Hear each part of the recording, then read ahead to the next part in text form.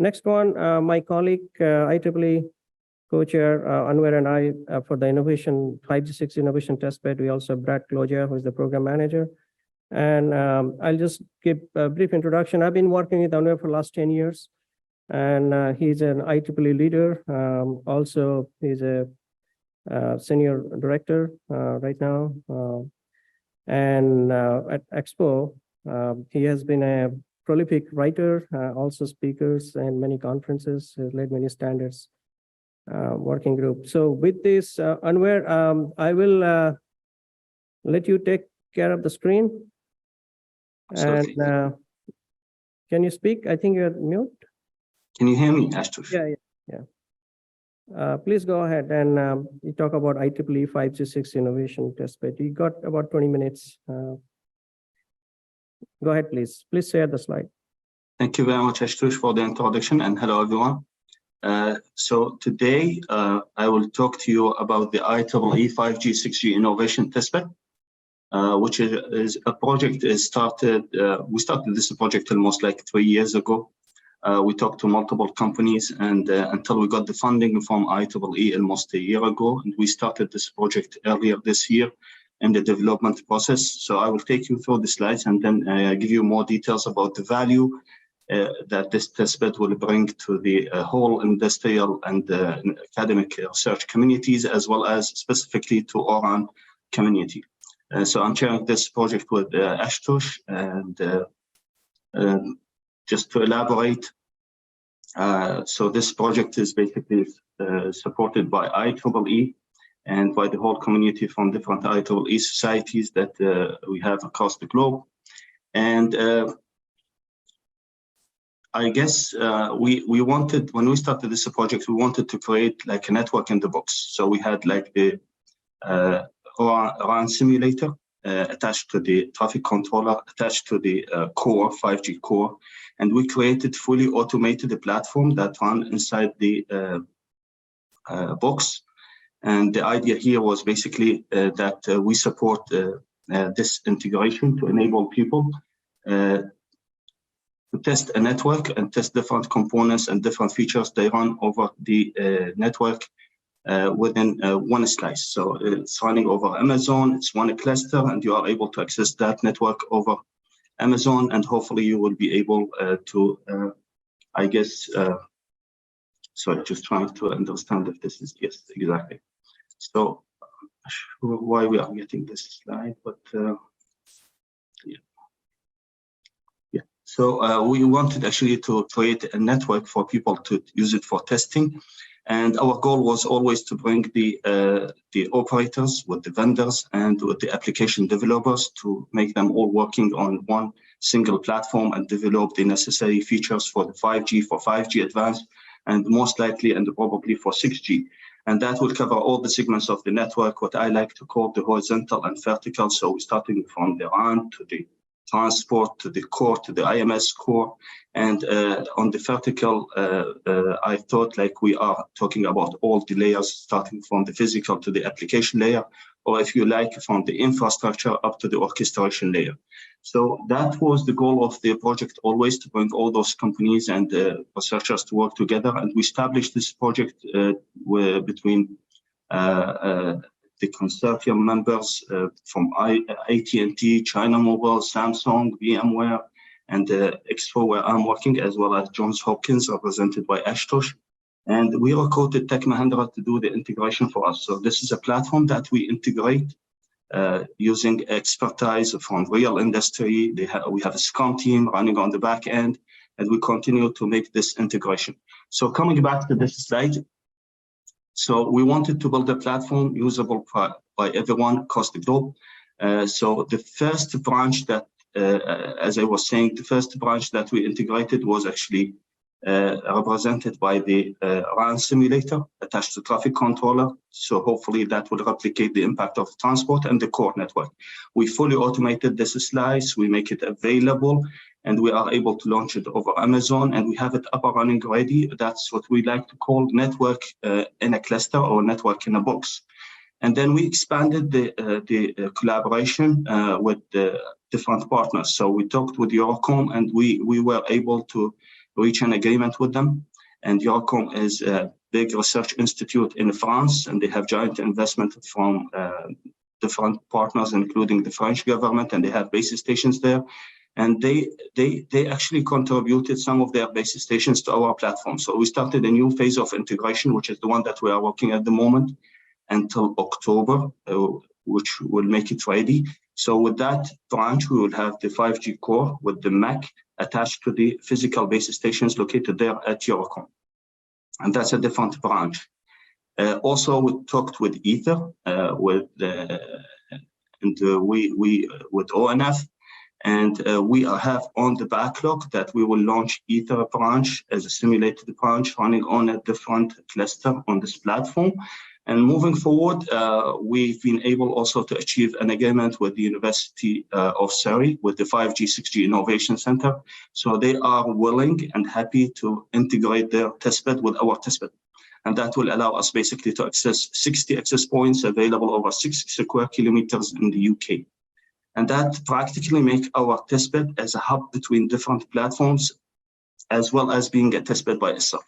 And that will expand the ability of the testbed that we have beyond any other testbed, because simply we are able to access physical base stations located over different countries.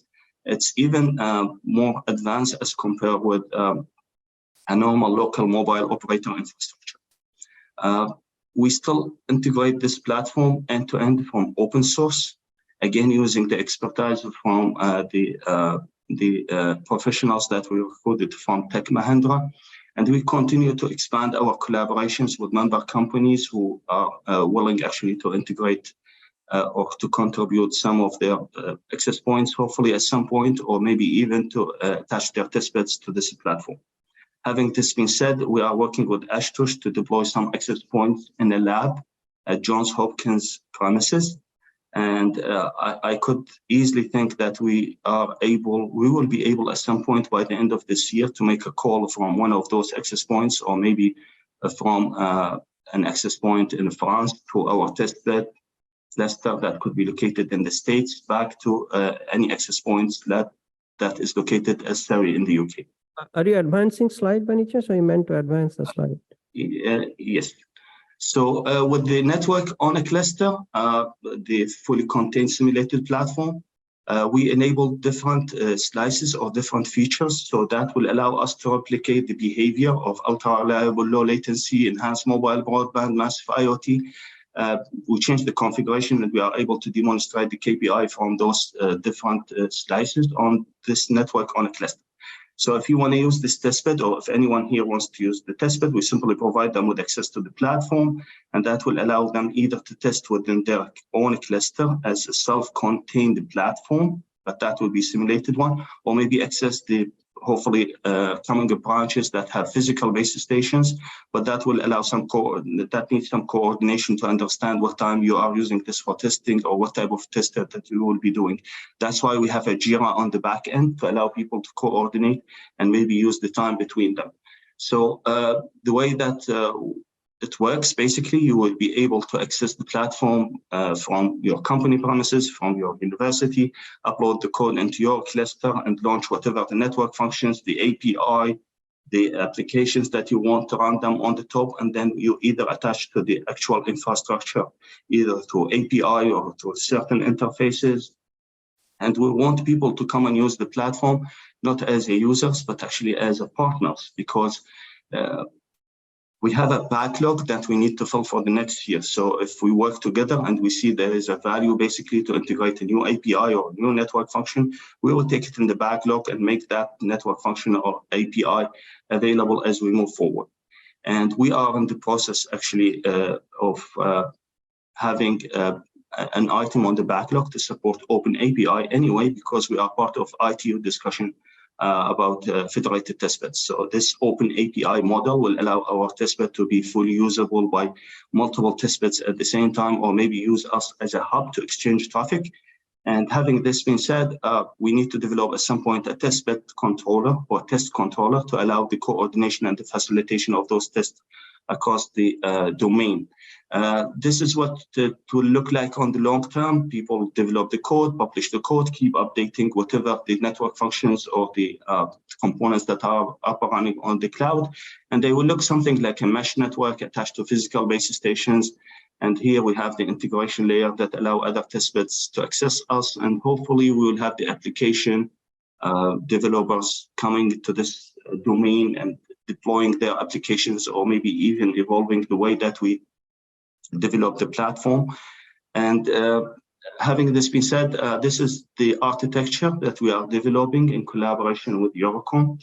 As you see, we provide the 5G core, which is based on Open 5G open source. And then we have the MAC architecture, and we have the physical base stations there. So that core or that MAC could be located anywhere. We could deploy it anywhere in the world. We could deploy it maybe in Switzerland or the US or Canada, anywhere in the world, doesn't matter. And that will allow us at the end of the day to evaluate what could be the impact of having some of those virtual components over the cloud, and what could be the time delay consumed for exchanging the messages, which contribute actually to the way ORAN evaluate the validity and the deployment scenarios of their own components. At some point, hopefully by next year, you will see this integration happening. So we will see Eurocom there, University of Surrey 5G Innovation Center with their own access points, hopefully Johns Hopkins with their own access points. And we also plan to have a small lab somewhere maybe in San Francisco. And all of them will be communicating through the hub 5G testbed, 5G core, and hopefully with the testbed controller. That will allow people to automate, launch tests, orchestrate the tests between different platforms. And this platform does not restrict people to commit to 5G standard, because this is open source. You can modify it, you can change behavior, and that will allow us basically to define what could be the new network functions or maybe the new API as part of the 6G evolution. We also had an agreement actually with the Polytechnic University in Montreal. They have two components. They have a massive simulator that can simulate a lot of nodes, and we are in the process of defining the technical way to integrate their simulator with one of our 5G core components. And that will allow us basically to test more end users or more access points behavior. And that will generate more traffic. And hopefully we will be able to overcome the problem of scalability in Amazon. But that is also a significant scenario, because that will allow people to test larger scale networks with so many units. At the same time, they have an ORAN deployment on their premises sponsored by one of their funded projects. And that's an ORAN deployment over the lab, in a lab, on a server.